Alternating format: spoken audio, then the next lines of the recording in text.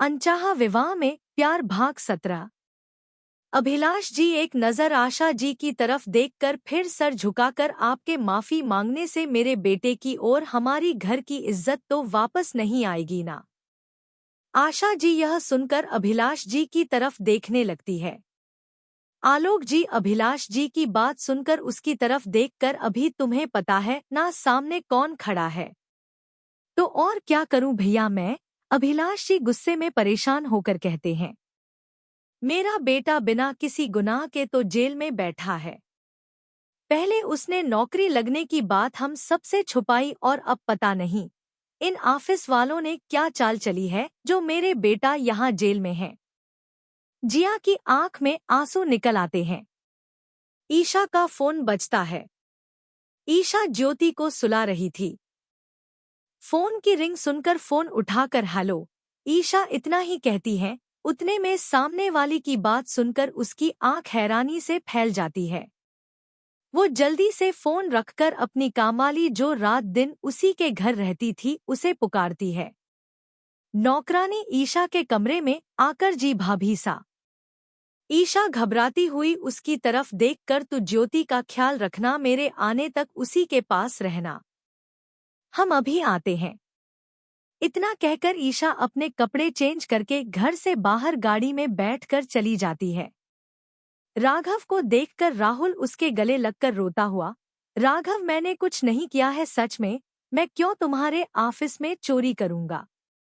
राघव राहुल की तरफ देखकर, राहुल मुझे पता है तुम ऐसा नहीं कर सकते हो, इसलिए मैं तुमसे बात करने आया हूँ।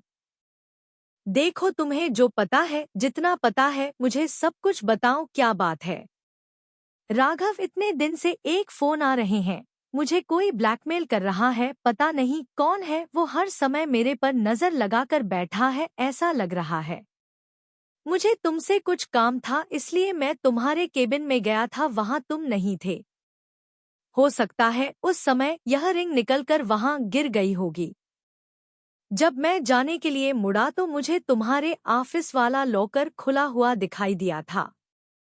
मैं जब उस तरफ बढ़ा और हाथ लगाया ही था कि मेरा फोन बजने लगा था। उसी ब्लैकमेल आदमी का था। मुझे उसकी बात सुनकर घबराहट होने लगी और मैं वहां से बाहर चला आया था। सच में राघव, मैंने तुम्हारे 2 लाख नहीं चुराया है। अगर मुझे रुपए की जरूरत होती तो मैं खुद चला आता तुम्हारे पास। राघव राहुल के दोनों कंधों पर रखकर, मुझे विश्वास है तुम पर पूरा। राघव तुम चिंता मत करो, मैं तुम्हें यहाँ से छुड़ाने के लिए जी जान लगा दूंगा।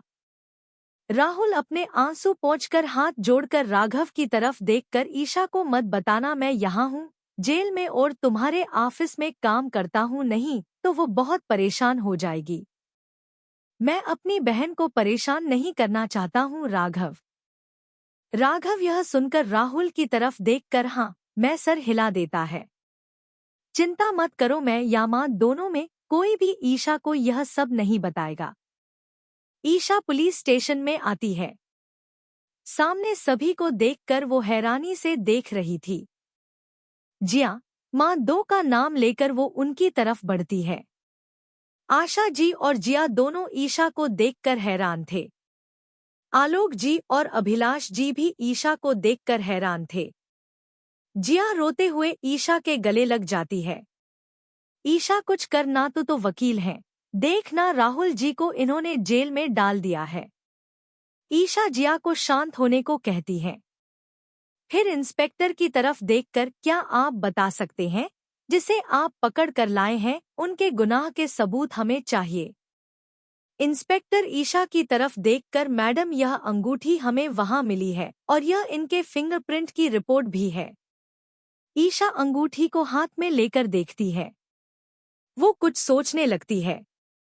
फिर जिया की तरफ देखकर, यह अंगूठी तो वही है ना जो तूने। ईशा इतना ही कहती है। उसे पहले जिया हाँ मैं सर हिला देती है। आलोक जी ईशा की तरफ देखकर, तुम यहाँ कैसे आई, तुम्हें कैसे पता चला राहुल को पुलिस पकड़ कर ले गई है। घर से माँ और चाची का फोन आया था, इसलिए हमें यहाँ चले आए, यह सोचकर कि हमारी यहाँ कोई जरूरत हो तो। ईशा आशा जी की तरफ देखकर, माँ आप यहाँ कैसे? आप तो राघव के साथ अस्पताल गई थी ना अपनी दोस्त की तबीयत पूछने के लिए।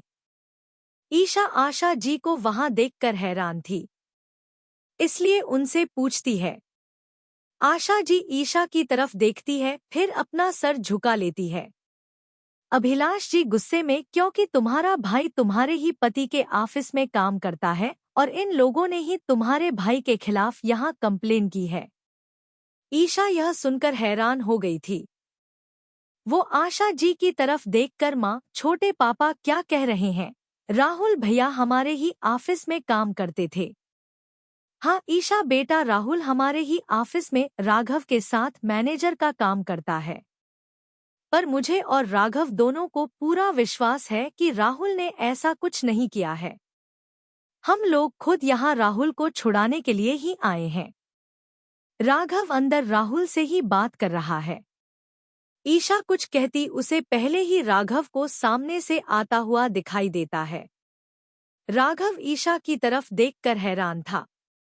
वो मन में बोलता है, लगता है ईशा को सब पता चल गया है, तभी वो यहाँ आई है। राघव आगे बढ़कर ईशा की तरफ आकर, तुम यहाँ क्या कर रही हो? अगर यही सवाल हम आपसे पूछे तो राघव।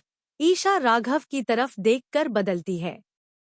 राघव ईशा की बात सुनकर सकपका जाता है। वो ईशा की तरफ देखकर, तुम्हें सब पता चल गया होगा। ईशा नम आंखों से राघव की तरफ देखकर हाँ मैं सर हिला देती है। अगले भाग में कैसा लगा आप सबको आज का भाग जरूर बताएं और मुझे रेटिंग समीक्षा जरूर दें। धन्यवाद।